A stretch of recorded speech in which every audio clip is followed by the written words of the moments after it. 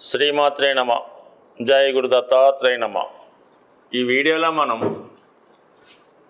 మార్చి 30వ తారీఖు అనగా ఉగాది రోజు ఏర్పడబోతున్న షష్టగ్రహ కూటమి అది మిగతా వారి మీద మిగతా రాశుల మీద చూపే ప్రభావాన్ని గురించి తెలుసుకుందాం.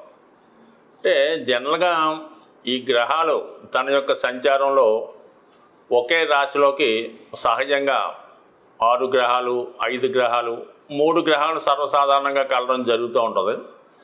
ఈ ప్రత్యేకత ఏంటంటే మనకి ఈ ఉగాది రోజునే ఈ 6 గ్రహాలు మీనరాశిలో కలగడం అన్నది ఒక ప్రత్యేకత.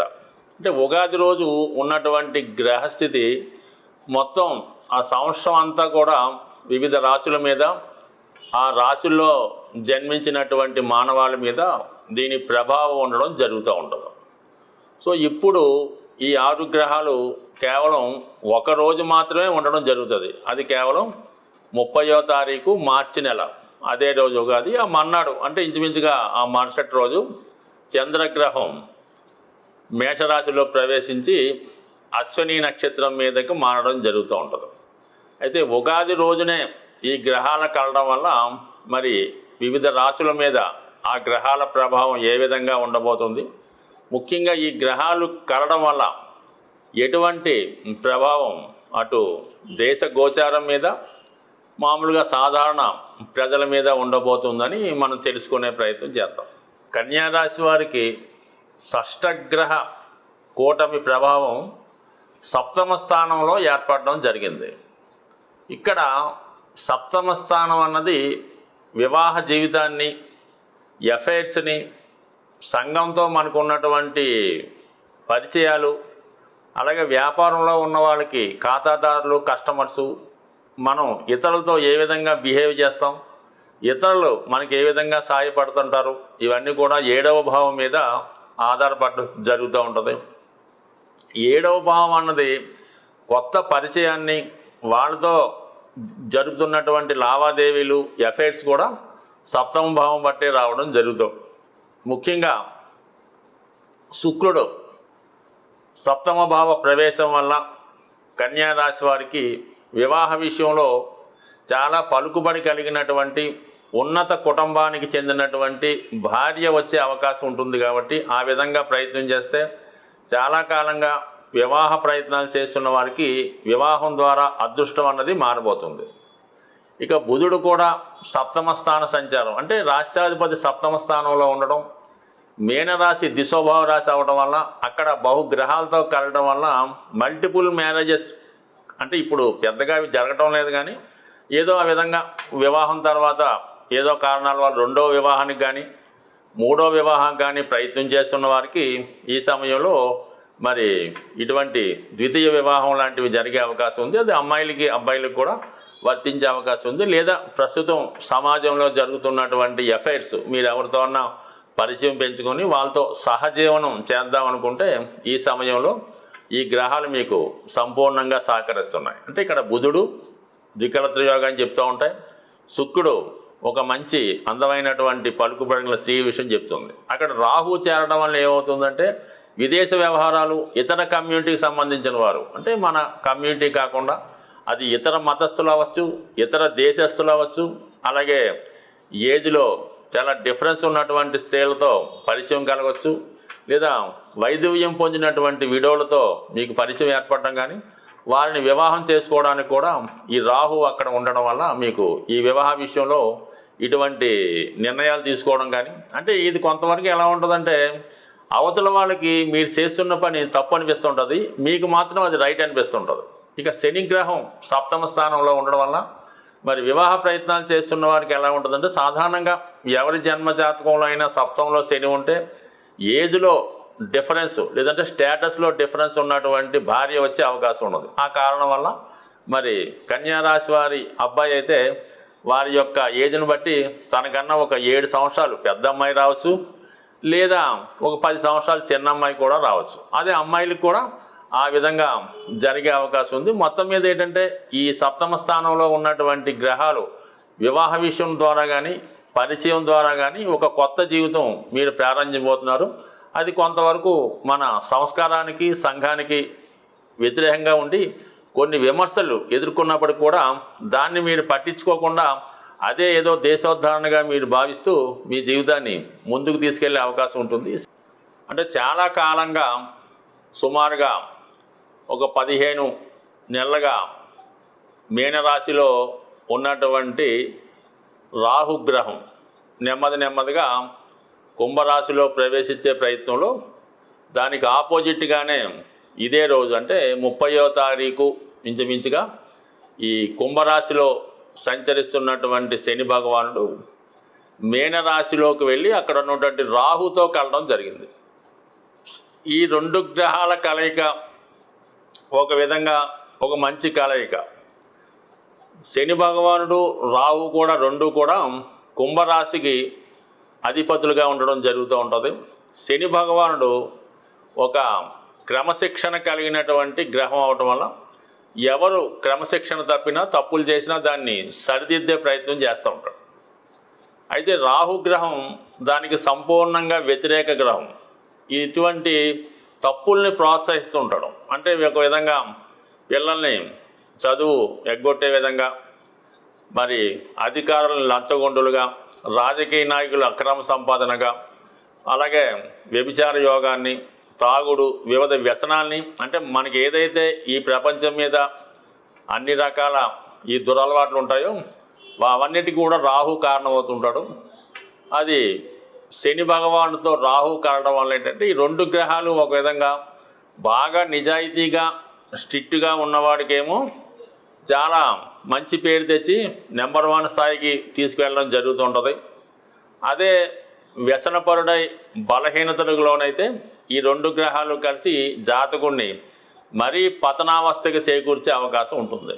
సో ఇది ఏదైనా జాతకుడి యొక్క నడవడిక మీద, అంటే వ్యక్తిగతంగా ఒక వ్యక్తి అతని ప్రవర్తన నడవడిక మీదే ఈ గ్రహాల ప్రభావం ఉంటుంది తప్ప గ్రహాలు మారినంత మాత్రాన జాతకుడు ఏ విధంగా మారడు. జాతకుడికి అనుకూలంగానే ఈ గ్రహాలు పనిచేస్తుంటాయి. అందువల్ల ఏంటంటే జాతకుడు నిజాయితీగా స్ట్రైట్ ఫార్వర్డ్గా ఎటువంటి ప్రలోభాలకి ఎటువంటి వ్యసనాలకి లొంగకుండా జాగ్రత్తగా ఉంటే ఈ శని రాహుల కలయిక చాలా వరకు జాతకుడికి ఉపయోగపడటమే జరుగుతూ ఉంటుంది, మంచి తీసుకెళ్తూ ఉంటుంది.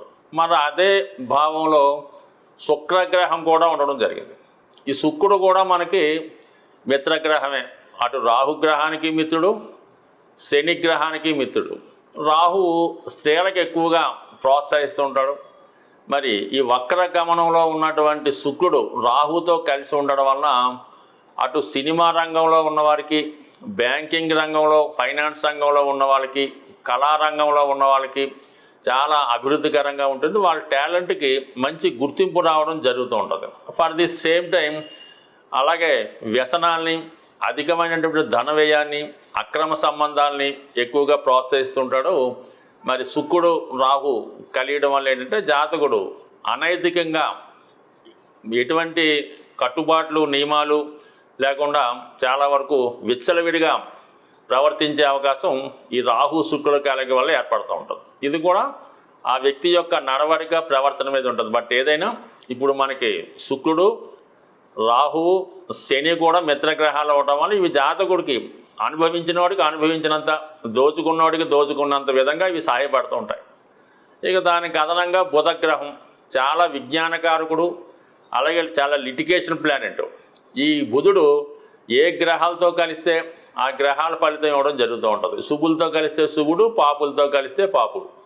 ఆ బుధుడు కూడా అక్కడ చేరడం వల్ల ఏమైందంటే ఇటువంటి అనైతిక కార్యక్రమాలు చేసేవారికి, నీతి తప్పి ప్రవర్తించే వారికి ఈ బుధుడు మరింత సహకారాన్ని అందిస్తుంటాడు. అంటే ఒక క్రిమినల్కో, ఒక అన్యాయంగా వెళ్ళే వ్యక్తికి ఒక మంచి మేధావైనటువంటి న్యాయవాది తోడైతే అతను ఎలాగా తను చేసే పని నుంచి ఎస్కేప్ అవుతుంటాడో ఈ బుధుడు కూడా అక్కడ చేరడం వల్ల ఈ బుధ, శుక్ర, రాహు, శని కలయిక మరింత మంచి పనులు చేసే వాళ్ళకి మంచిగా సహాయపడుతుంటుంది. చెడ్డ పనులు చేసే వాళ్ళకి ఎక్కువగా సహకరిస్తుంటాయి. ఎందుకంటే అక్కడ రాహు ప్రభావితుడై ఉన్నాడు కాబట్టి. ఇక్కడ ఇంచుమించుగా రాహు అదే రాశిలో ఎక్కువ కాలం ప్రవేశించడం వల్ల, ఆత్మకారకుడుగా ఉండడం వల్ల జాతకుడు మనసంతా కూడా ఇటువంటి వాటి మీదే ఆధారపడుతూ ఉంటుంది. ఈ ప్రపంచంలో ఉన్నటువంటి సౌకర్యాలు మనం ఎలా అనుభవించాలి, పక్కవాడిని అన్యాయం చేసి మనం ఎలాగ అతను ఆశ సంపాదించాలని ఆలోచన ఉంటుంది. మరి బుధుడు కూడా అక్కడ చేరటం వల్ల ఈ 4 గ్రహాలు కూడా మిత్రగ్రహాలు అవటం వల్ల చాలా వరకు జాతకుడి యొక్క ప్రవర్తన బట్టి, అతని ఆలోచన బట్టి, గ్రహంలో ఉన్న గ్రహాలు బట్టి ఉండే అవకాశం ఉంది. ఇక సూర్య భగవానుడు ముఖ్యంగా ఇది రాజగ్రహం. మరి అటువంటి రాజగ్రహం అక్కడ చేరడం వల్ల మొత్తం ఈ 4 గ్రహాలని కంట్రోల్ చేసే ప్రయత్నం చేస్తూ ఉంటాడు సూర్య భగవానుడు. అయితే ఏంటంటే రాహు యొక్క ప్రలోభానికి చాలా వరకు సూర్యుడు కారణమవుతుంటాడు కాబట్టి మరి ఇక్కడ కూడా కొంతవరకు మరి వ్యక్తిగతంగా తన ప్రవర్తన బాగలేనప్పుడు రాహు ప్రభావానికి లోనేటువంటి సూర్య భగవానుడు కూడా మసకబారే అవకాశం ఉంది. దాన్ని స్ట్రెంత్ చేసుకోవడం వల్ల, నియమంగా ఉండడం వల్ల ఇంకా ఎక్కువ స్ట్రెంత్ సాధించవచ్చు. అయితే మనకి చంద్రుడు కేవలం ఒకే రోజు అక్కడ ఉండడం జరుగుతూ ఉంటుంది. మరి అమావాస్య ఆ మన్నాడు ఉగాది కాబట్టి చంద్రుడి గురించి మనం పెద్దగా చర్చించుకోకర్లేదు, కేవలం ఈ 5 గ్రహాలు. అయితే ఇంచుమించుగా మనకి ఏప్రిల్ 14వ తారీఖులో రవి కూడా వెళ్ళిపోవడం జరుగుతుంటుంది. బట్ ఏదైనా ఈ గ్రహాలు ఎక్కువ మిత్రగ్రహాలు అవటం వల్ల చాలా వరకు న్యాయసమ్మతంగా నిజాయితీగా వెళ్ళే వాళ్ళకి ఒక విధంగా, అక్రమ సంపాదనగా వెళ్ళే వాళ్ళకి ఒక రకంగా ఉంటుంది. బట్ కష్టపడి పనిచేసే వాడికి, నిజాయితీగా ఉన్నవాడికి, ఎటువంటి వ్యామోహం లేని వాడికి ఇంకో విధంగా ఈ గ్రహాలు మన రాశులను బట్టి విడివిడిగా తెలుసుకునే ప్రయత్నం చేద్దాం. బట్ ఏదైనా మొత్తం గ్రహాల్లో రాహు డామినేట్ చేయడం జరుగుతూ ఉంటుంది. ఎందుకంటే రాహు అక్కడ చాలా కాలంగా ఉండడం వల్ల ఆ రాశి యొక్క మొత్తం రాహు ఆధీనంలో ఉంటుంది. ఈ మిగతా గ్రహాలన్నీ చుట్టం చూపుగా వచ్చినట్టు అవన్నీ కూడా రాహు యొక్క ప్రలోభానికి లోనవడం వల్ల చాలా వరకు రాహు ప్రభావం ఎలా ఉంటుందో అందరికీ చాలా వరకు అవగాహన ఉంటుంది. బట్ ఏదైనా రాహుని ఉపయోగించుకుంటే దేశ ప్రధాని అవ్వచ్చు, లేనప్పుడు ఇంకో విధంగా కూడా అప్రిష్టపాలు జరిగే అవకాశం ఉంటుంది. జాతక రీత్యా, గోచార రీత్యా గ్రహాల యొక్క ఇబ్బందులు ప్రతి ఒక్కరికి కూడా తగిన పరిష్కారం చేసుకోవడం వల్ల ఆ గ్రహాల యొక్క ఇబ్బందుల నుంచి ఖచ్చితంగా బయటపడవచ్చు. సరైనటువంటి రెమెడీ చేయడం వల్ల అదృష్టవంతమైనటువంటి జాతకం ఇంకా అదృష్టంగా మారే అవకాశం ఉంటుంది.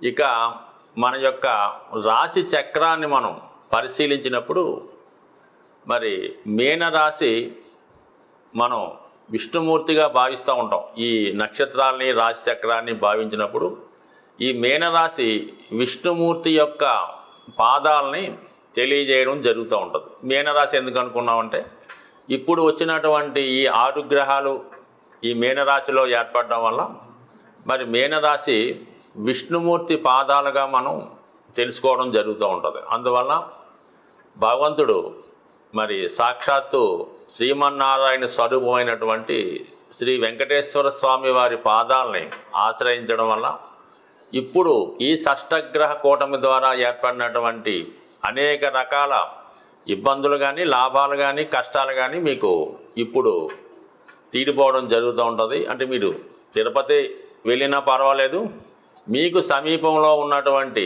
వెంకటేశ్వర స్వామి వారి దేవాలయంలో మరి సాక్షాత్తు స్వామివారి యొక్క పాదాలు సందర్శించి మరి స్వామివారికి ఇష్టమైనటువంటి తులసి దళాలతో స్వామివారిని అర్చించడం వల్ల, అలాగే శుక్రుడు సాక్షాత్తు లక్ష్మీ అమ్మవారు కూడా మీనరాశిలో స్వామివారి పాదాల చెంత ఉండడం వల్ల మరి ఆ లక్ష్మీ అమ్మవారిని, పద్మావతి రూపంలో ఉన్నటువంటి వెంకటేశ్వర స్వామి ఉన్నటువంటి అమ్మవారిని విధి విధానంగా ఆమెను పూజించి కేవలం మీరు 6 రకాలైనటువంటి ఫలాలు, ఈ దానిమ్మ, యాపిల్ మొదలగు ఫలాలు మరి అమ్మవారికి కానుకగా సమర్పించి, అలాగే స్వామివారికి కేవలం తులసి దళాలతో అర్పించడం వల్ల చాలా వరకు మీకు ఈ షష్టగ్రహ కూటమి వల్ల వచ్చినటువంటి నష్టాలు పోయి లాభాలు మాత్రమే కలిగే అవకాశం ఉంది. ఇంకా